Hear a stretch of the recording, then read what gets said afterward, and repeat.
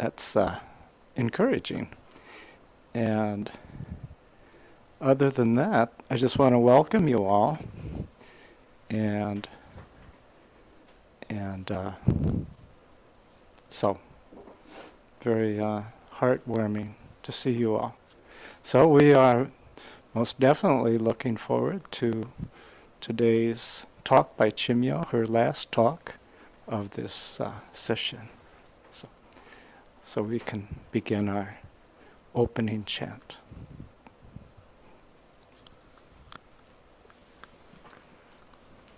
The unsurpassed, profound, and wondrous Dharma is rarely met with even in 100,000 million kalpas.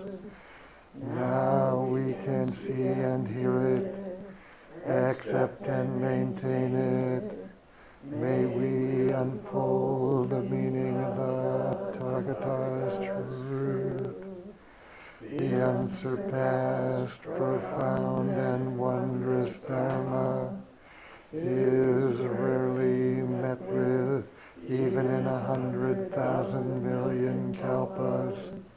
Now we can see and hear it, accept and maintain it. May we unfold the meaning of the Tathagata's truth.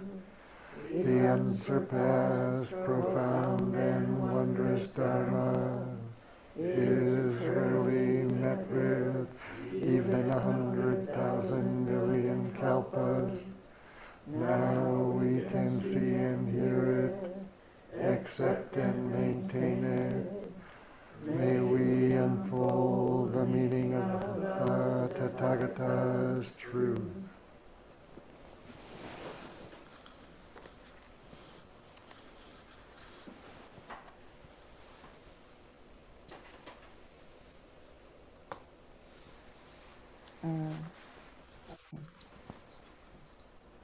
Good morning, everyone. I hope you can hear me. I've got this nice banner across my screen that the bandwidth is insufficient again. So again, I'm sorry, please excuse me if we get cut off or if the video is a little shaky here because of the bandwidth. We've been talking about joy, and with my overthinking self, of course, I'm always tying myself in knots over what should be just a simple thing, or maybe it's not a simple thing, but it's not something to get tied up in knots about. I think that part of my issue is that in this culture, we misuse a lot of words like joy and love and this and that in a way that we no longer fully know what they mean. It's kind of a dismantling of the language by Madison Avenue and the advertisers who use these, words and hyperbole, to describe things that maybe don't warrant the kind of emotion that they're trying to manipulate. It kind of trivializes the emotion, the feeling that we have in order to sell something. What I wrote last night, and I've been writing about this for weeks, so there's like copious notes that I have discarded at this point, but that joy is not happiness, and it's not satisfaction or triumph of or gratification of the so-called self or the ego. Joy is a present moment thing. It's a spontaneous opening of the heart, and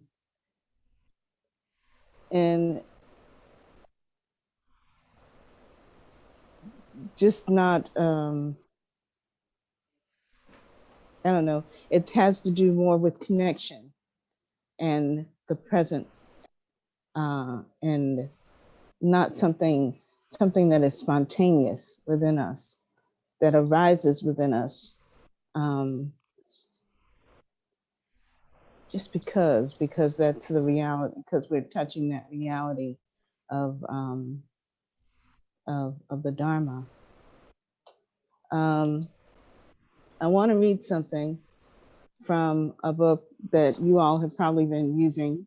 I think you've been using this past year, Boundless Heart, that was introduced to me last year by this group. And in the first paragraph of the chapter, which this is Christina Feldman writes on joy. I think she hits the mark, or what I've been trying to say, says much better than I do. She says, joy, it seems, mostly comes unbidden. We cannot plan or contrive joy, yet it touches our lives. Joy gladdens our hearts, it eases the mind, it has the taste of delight and happiness. We may associate joy with the dramatically happy and intense moments in our lives, falling in love, the birth of a child, a reunion with a treasured friend, the glorious sunset. Yet joy can take us by surprise, born of the simplest of life experiences. Our attention is caught by the sparkle of a dewdrop on the grass, the infectious laughter of a child in the playground, the smile offered by a stranger, the image of a penguin waddling along the beach. We are suddenly awake, present in our life, and our hearts are gladdened. Joy, we might say, is the song of the awakened heart. And the first words of the next paragraph are, joy has its roots in mindfulness.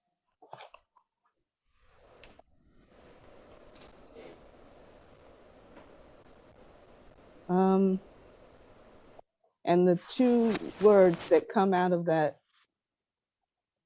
those words that I've just read to you, are awaken, present. You know, in the Fukan Zazengi, or in some translations of the Fukan Zazengi, it says that Zazen, or implies that Zazen is the Dharma great gate of repose and bliss, or joy. You know, once we enter that gate, and through our practice, through Zazen, the constructed self drops away, and we become open to that connection to the universe that Feldman is describing. We are in exactly the place where there is nothing, I am nothing, and in that vast emptiness, I am still not alone. I am still connected. I am still in this state of interdependence, in emptiness. And that is joy. You know, when I think of joy, you know, the feeling of joy is almost painful. For me, you know, when something, and there's another word in there, touch. When I feel joy, when I recognize joy, when I'm touched by the world and the circumstances around me, and I'm with the world and the circumstances around me in that way that fills me. I feel it in my chest. I feel it in parts of my body, in your bones almost. Yeah, in your bones, you can feel it. It's a cracked open feeling. It's a vulnerable feeling. It's it's when, as I said, all of those boundaries are dropped away, and it for me, I cry easily, especially these days. Um, it brings tears of joy, and those tears of joy are exactly the same tears that we have in sorrow. And I think that's, but I have to explain myself some, wait, here we go. Okay. I was kindly reminded last night of where I was at this time of year and with this group the last time did Sesshin together. And I think I didn't even remember talking about this, but I talked about what had happened for me in that year. There was a lot of loss for me in that year. A good friend passed away. I lost a pet. There was all kinds of things going on in my life that were going away. They were, no longer in my life. And I had built my suffering around those losses the way I do, the way we do, because it's hard to let go. It's hard to accept and not be attached, and to accept impermanence. And that's all that is. I was reminded that I told about having having a little dance party at the temple, because that's what you do.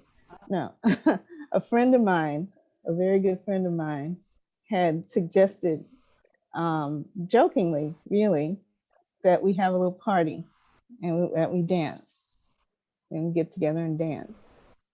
And jokingly, I said, okay, let's do that.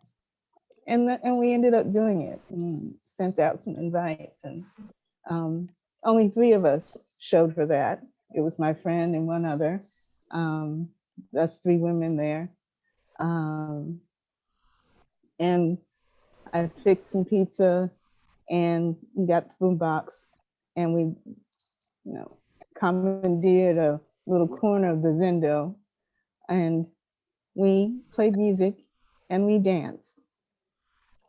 And it was a really joyful time. And that joyful time came out of our sadness and our loss, and for each other, and our caring for each other. And that joy didn't fix a thing, didn't change any of the circumstances, but it recognized it. And it took that sorrow and that fear, and it didn't negate it, but it recognized it, and it said, but anyway, here we are. Yeah.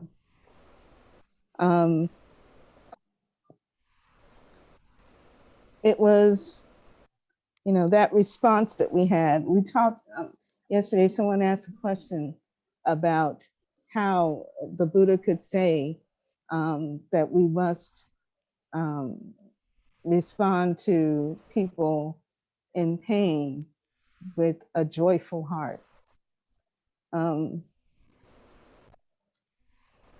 There's no other way to do that, because you cannot go to someone in pain, whether you can fix what the problem is or not, with a heart that's full of anguish and fear, because that simply negates the life that's there, that negates the possibilities that are still there, the freedom that is still possible there from that sorrow, the freedom from the suffering that we know exists, even in that place where it's not so obvious.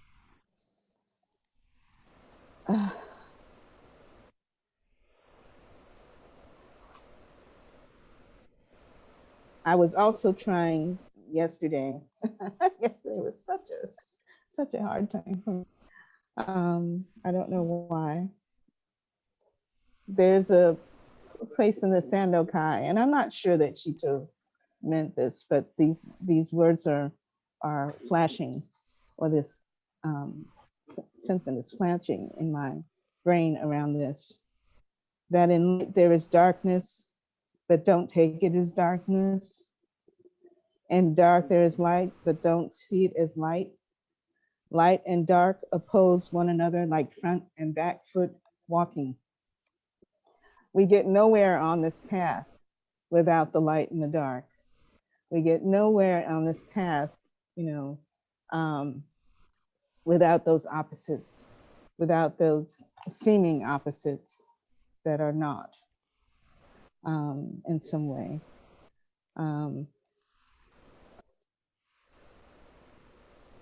This is the process of our practice, this dynamic of dark and light moving and working together, the suffering and the joy. That's what that is. It's also the delusion and the awakening. There's no awakening without recognizing that delusion. Genjo Koan, let's not go there. We're gonna keep going. Okay. Because we get all wrapped up in that too. But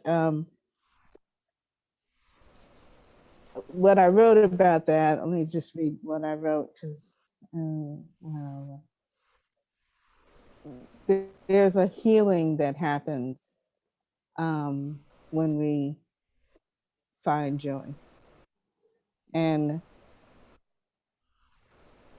that joy is like bringing two sides of a wound together, where our bodies the body pulls itself together, even if you leave it alone, however long it takes, that wound closes in some way. And it's not bringing two things together. It's bringing something that is already one back into balance, back into place. Doesn't mean it won't leave a scar, but the gap closes. And this wound is, for me, the closing between myself and the universe, of which I am always a part, but don't always see myself as a part. Because that is my delusion. Let's see, I kind of, joy is the closing of the gap we create between this constructed self and the universe. The pain that I get in my body at viewing a sunset, or in the beauty of a song, or the sight of a friend, the joy that arises heals the rift that I insist on making with my delusion. It's a glimpse of freedom that we all know is possible.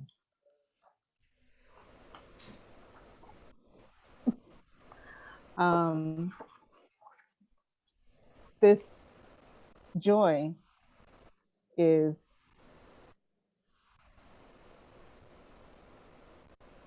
that coming together um, of what we try to separate in our brains. It's the dropping of that delusion.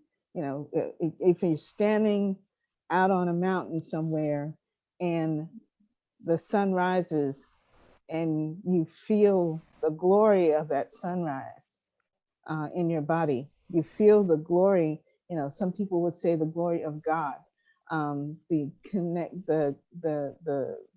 touch of the universe there. Even if there's nobody around, it's not a feeling of being alone at all. You know, it's a feeling of being connected to that, to everything. And it may be as brief as the time of that sunset.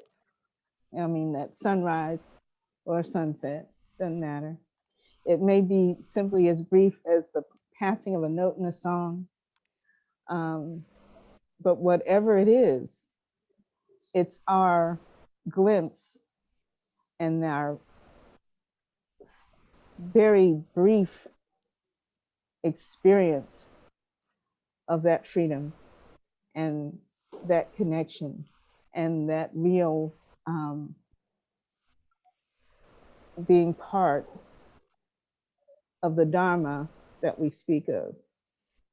And there's no words for it. We choose the word joy. But just as it's hard to explain what it is we experience in Zazen when we also touch that, that place. There's no words for it. There's no concept that can express it or contain it.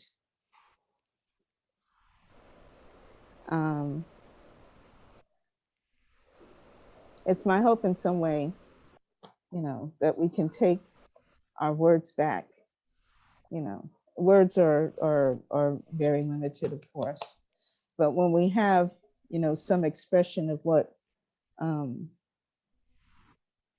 our real connection is, what real Dharma is, you know, whatever language, it'd be nice if we could keep those words so that as limited as they are, as inefficient as they are, we're not giving away emotion. We're not trivializing emotion or meaning. That's just my opinion. So just to say, I don't want to keep talking and probably driving you nuts. Anyway, but my conclusion here is that, you know, in order to feel joy, you have to be present. We're right back on the cliff again, you know, where we always are. You know, you have to be present to see that strawberry. And regardless of what the circumstances are, you know, the cat at the top, the big cat at the top, and the fall at the bottom, you know, underneath you, you know, the joy that is that the fruit of our practice, the fruit of our relationship with the universe and all the beings in it, is symbolized by that strawberry, where, you know, regardless of what the circumstances are, that is always available if we pay attention, if we are awake to that moment in between the fear and death and impermanence and delusion, in between all that, if we can just open ourselves to reach for that fruit and let that joy fill us, not fix us, but fill us, with that understanding for just that moment that it burst on the tongue. Because really that's all we have. That's not even, it's I don't know where to go with that beyond that, but that's what we have, this moment, this joy, whatever it is, wherever we happen to experience that brief awakening. So I'm gonna not ramble anymore and open it up to however you all feel about that, whatever you all think about that. I hope I haven't gone on too long. I don't usually, but.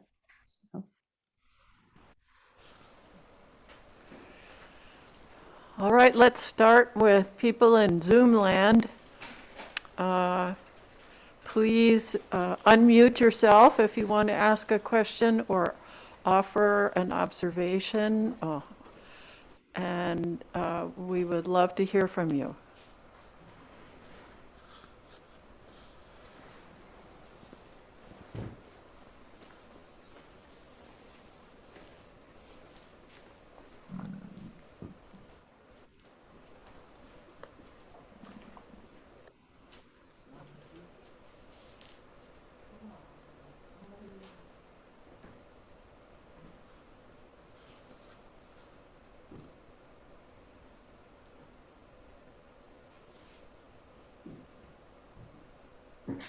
Hello.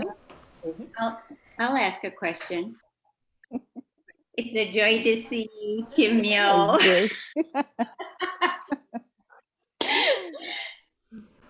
So, I was thinking about your opening and how we use this term joy so loosely that we lost the meaning of it, which was actually turned out to hit me in a very profound way. I felt real sad. So what I was wondering if you would say that joy is the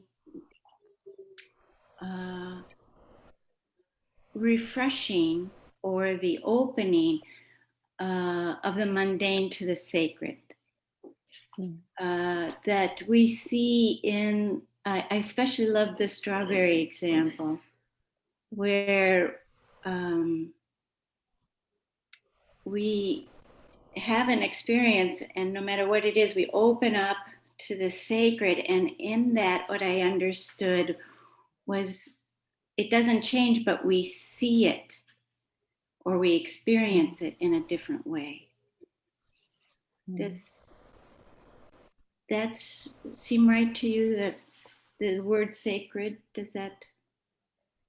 I was curious about that. I guess you can call it sacred. I've had this tendency in myself to not separate sacred, mundane, and I don't know. I know exactly what you mean, but I have this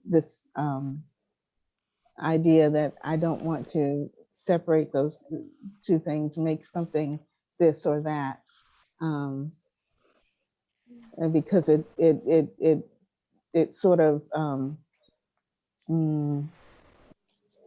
it sort of makes me do that dualistic thing, better or not better. I don't want to do that. in a sense, it's an opening. What I feel it is really an opening of heart opening, of the dropping the self, so that we can make contact and be, and not make contact because it is contact, but so that we can fully be aware of our connection to everything sacred or mundane, however you want to put it, everything that's available to us in this present moment that is I don't know, is sacred, or I guess, or is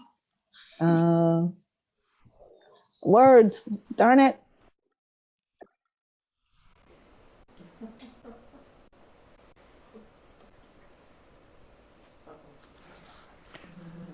You're frozen right now.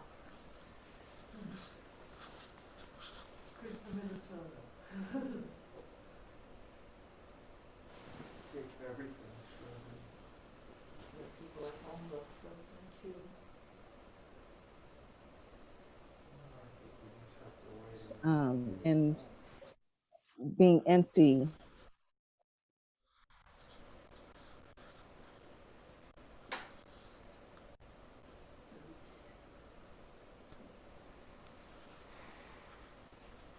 So I don't know.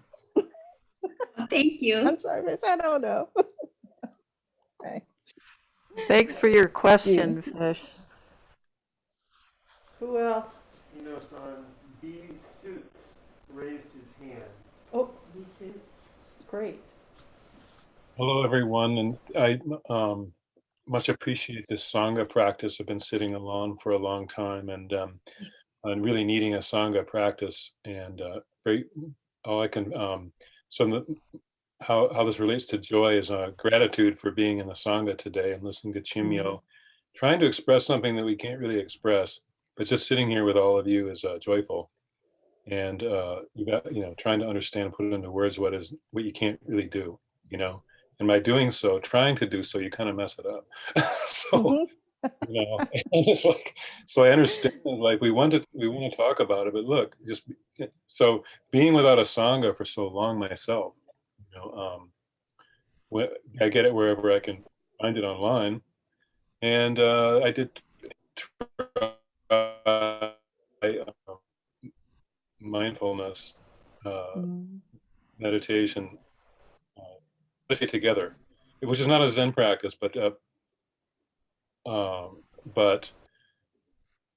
find the difference when sitting with an authentic Zen Sangha, and so this, to be able to say, oh, how does this relate to joy? Well, just the experience of sitting in Sangha after quite a while is very joyful. And so I just wanted to express gratitude for that. There's nothing more I can say.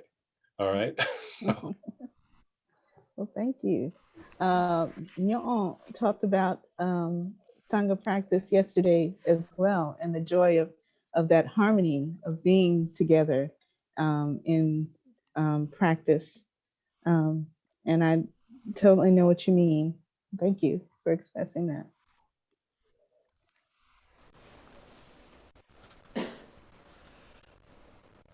Do we have any more hands raised?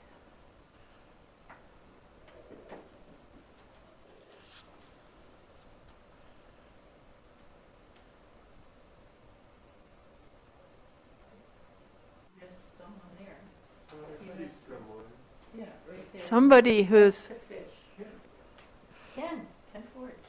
Ken Ford, we spotted you. Thank Chimyo for that talk. Trying to find myself in the place of feeling real happiness, and yet with none of the superficial excitement about something. We're having a little trouble hearing you, Ken.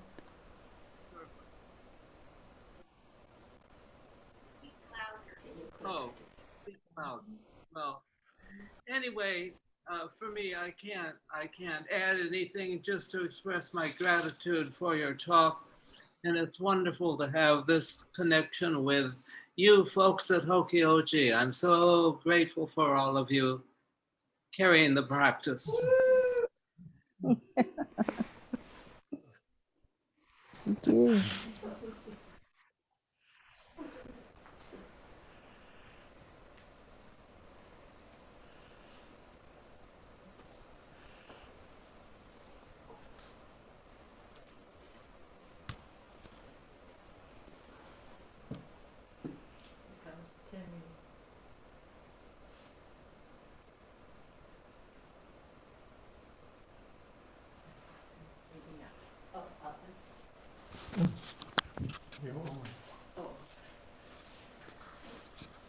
Chimyo-san, would you tell the strawberry story more extensively, please, for everyone? Okay. Okay. Well, I started out this session with that story because that was the first thing that came to mind about joy. And it's the story of the person who is hanging from, I guess, a branch or a handhold on a cliff, having just climbed down to escape a tiger who is sitting on the cliff above and is now hanging precariously over a chasm. And in some stories, there's an alligator at the bottom, anticipating the fall. And by chance, on the cliff, on a little vine, is a strawberry hanging right there. And you all probably know the story. I'm not telling it very well today, but that being in that precarious situation, like we are always hanging between, this fear at the top and certain death below, always in that position, to notice through the fear and the anticipate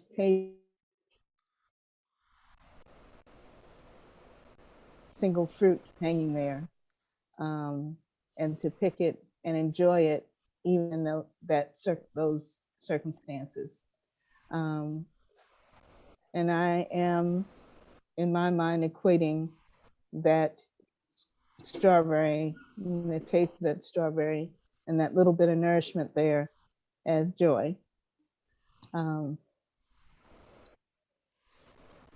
So I don't remember the origin of that story. It's somewhere probably in the Jataka tales and that kind of thing.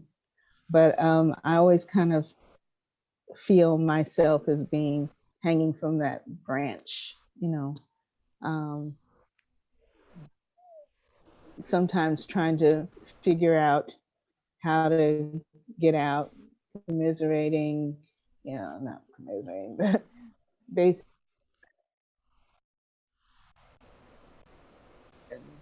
instead of paying attention to the gifts that are all around me, even if they are just a small little gift of a fruit. So.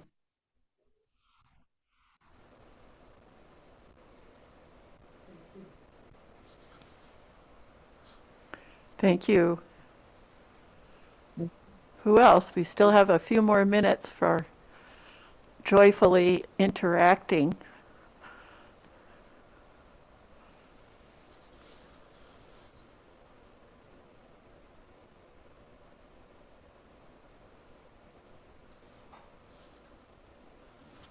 You can just speak.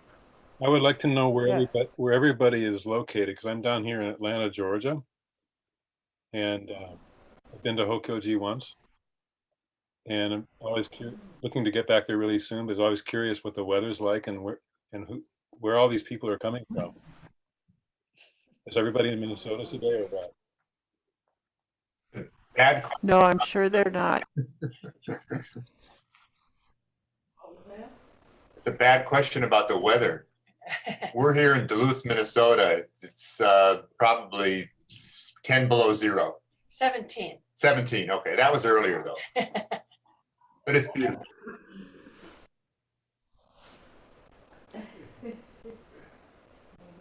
I'm in Portland, Oregon. And it's morning here, and we had our first snowfall. I saw that on the news. And it dropped down to 30. 25. 25. I used to live in Portland. Started my practice there with Dharma Rain Zen Center. Oh. I'll mention that you were, I met you here. You did? Oh, that you, yes, today, yes. Yep.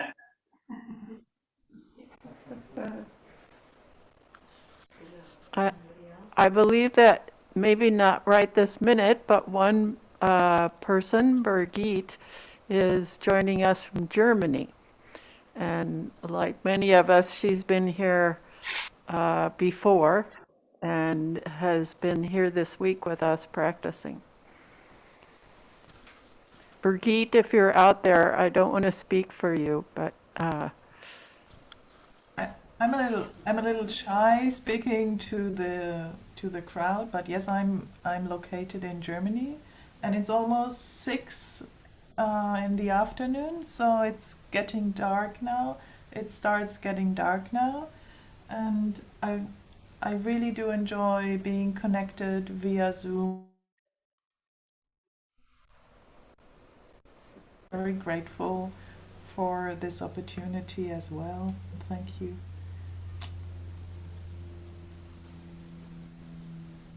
And it's cold here too. I don't know in Fahrenheit, but in Celsius it's below it's below zero. It's quite below zero, so it's pretty cold here as well. No snow where I am located, but further north there is snow. I'm also based in Europe. I'm Anna Gorin, and I practice with Zen Garland's order with Dharma River group from Winona, Minnesota, where I was 2 years ago. And I'm really glad to be here with all of you. And thank you very much for your Dharma talk. Thank you so much.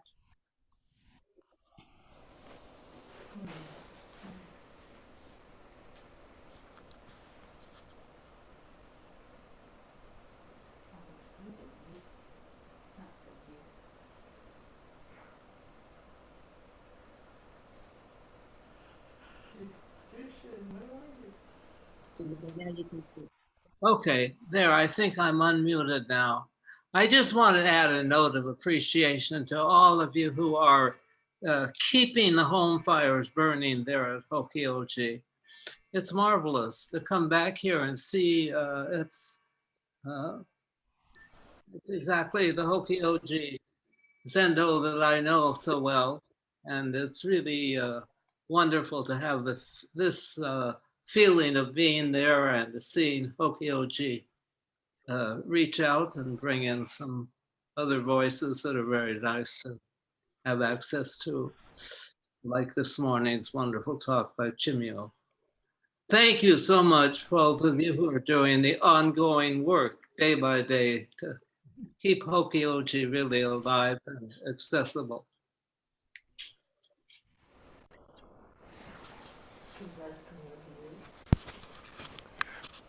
Where are you, Ken? Where are you, Ken? Oh, where am I? Kim Lapaka is asking where you are, Ken. I'm in my dwelling here in Minneapolis. St. Paul. Yes, St. St. Paul Paul now. it is, I guess. Yes, I'm in St. Paul. Bye, Barbara. Hi. Who is this? Ekio? Oh, in front of the camera? It could be Kyoku or Aikyo. Did you want to? Love seeing the Zendo this morning. This has been wonderful. And I'm just going to say, Chimyo, I really appreciated your talk. The whole concept of joy, filling the gap between the structured self and the universe really speaks to me volumes. I love your words. I don't think you should worry about your words because it's coming across loud and clear. Thank you so much. And thank you all of the people at Hokyoji. I was there for 2 weeks recently, the first 2 weeks of the practice, and it was just a wonderful experience. Carry it in my heart. Thank you very much.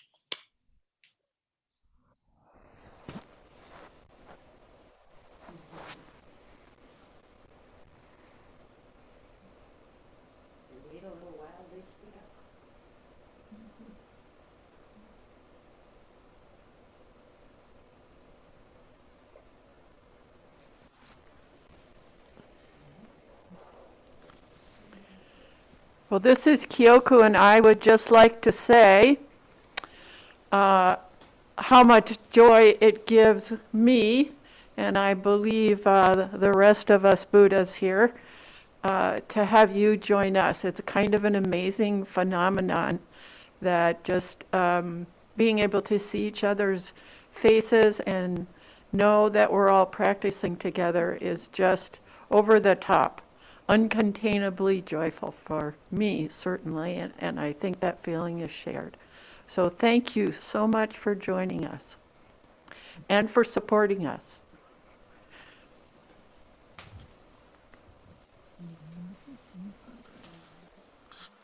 Get the gallery view. Hello, I'm Adokai, the guiding teacher at Hokyoji. I'd just like to, there's a couple of names who I don't recognize, so I just wanted to ask you to introduce yourselves. Wesley Miller, can you say where you're from? I'm from Winona, Minnesota. I am a member of Dharma River Sangha, and thank you for allowing me to sit with you all and listen to a wonderful Dharma talk. Thank you.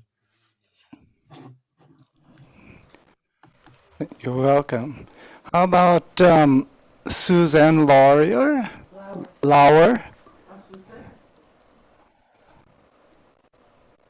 You're muted, Suzanne. And I've been to Hokyoji, I would say several times. I've come for the women's retreat. Oh, okay.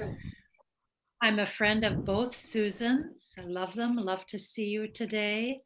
And I have done occasional things with the Zen Center and going back some time, but I really do appreciate the Dharma talk on joy, and it brings up memories of my mother-in-law, who is gone now, but really embraced and those moments of joy, and was a mentor to me. So, and thank you for helping refresh that memory. Thank you, Chimyo. Thank you for sharing, Suzanne. They don't invite me to the women's retreat, so. And then Myoka Dawn, can you tell us where you're from? And good morning and blessings. I am a student of Flying Fish. It'll be actually 8 years in June. I went to a Jukai at Clouds and Water in October in St. Paul, Minnesota. And it is very cold here. According to my phone, it says below 3 degrees. It's been extremely cold all week, and I think we've still got some cold front still coming through. Chimyo, thank you. Joy has been a topic actually I've been kind of studying. It's not something you can conjure for sure. It is something you have to be open to in expression. And so I appreciate how you shared. It is definitely an expansiveness if you're open to it. But thank you. Thank you for sharing, Myoka. Myoka, yeah. Okay, well, I'm thinking maybe not everyone knows everybody, but maybe over time we'll get to know each other better. So I look forward to that, and thank you all so much for joining us today. So maybe we can close with our chant. May our intention equally penetrate every being and place with the true merit of Buddha's way. Beings are numberless. I vow to free them. Delusions are inexhaustible. I vow to end them. Dharma gates are boundless. I vow to enter them. The Buddha way is unsurpassable. I vow to realize it. Beings are numberless. I vow to free them. The illusions are inexhaustible. I vow to end them. Dharma gates are boundless. I vow to enter them. The Buddha way is unsurpassable. I vow to realize it. Beings are numberless. I vow to free them. The illusions are inexhaustible. I vow to end them. Dharma gates are boundless. I vow to enter them. The Buddha way is unsurpassable. I vow to realize it.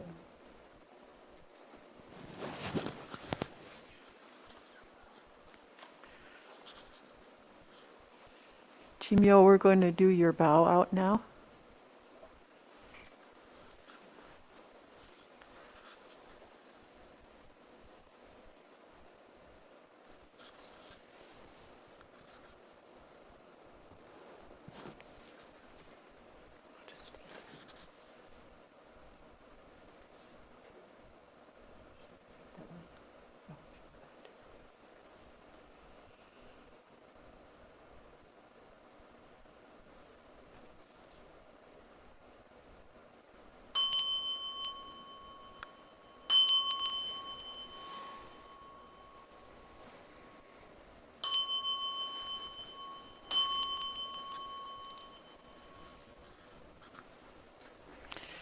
So for those who are joining us, we'll take a little break and come back to sit at 11:15 Central Standard Time, Minnesota in the United States.